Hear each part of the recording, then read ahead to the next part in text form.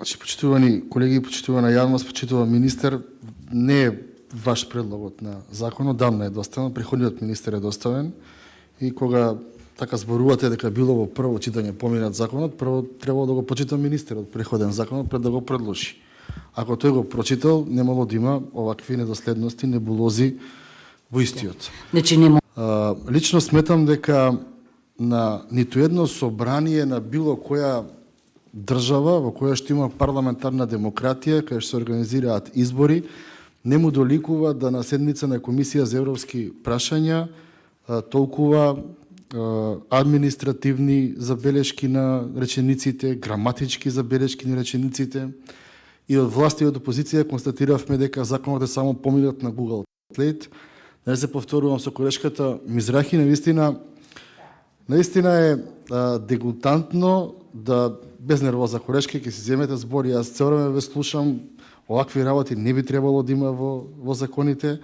не би требало да ние кои што ги донесуваме законите, што нас да не јасни законите, нас не ни се јасни законите, не можеме да ги прочитаме, да ги разбереме, а уште помалку било која заинтересирана страна, бидејќи ова не е единствен случај. Така што не гледам зошто ако определено законско решение било во собранието од месец јули 2021 година, за кое што има реално волја да се усогласи, бидејќи баш ги гледам со колку се критериуми, еден од ретките закони, каде што точно ни е кажано со кои се ЕУ директиви се усогласуваме, процентна усогласеност, што навистина е ретко.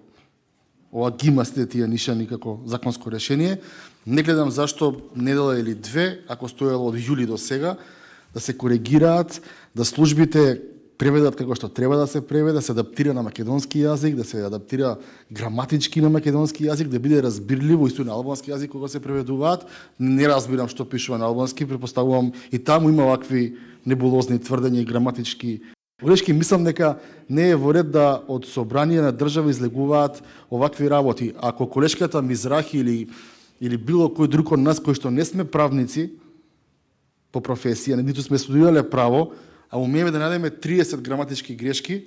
значи професорка да си ќе најде 100, некој што ќе го гледа сериозно закон ќе е 150. И сметам дека тоа е дел од избрзаните решенија кои што потоа имаме проблем во имплементација на истите. Затоа јас се приклучувам кон повикот на колешката да се повлече ова ден, два, три, недела, колку ви треба да се навистина се направи да личи како текст, како формулација, како граматика, номотехника, и потоа тука се како 3 дена е само расправа, тоа е на пленарна седница. Не гледам причина од брзање, пак ќе повторам, не е до вас, вие се гледа дека сакате да бидете и кооперативен, вие сте од друга фела доаѓате, сакате да бидете да терат напред, но едноставно мислам дека е срамота колку ова помине, а утре или заутре било кој медиум открие 5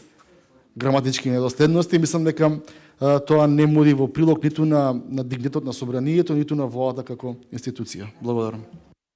Faleminderit, vetëm për hir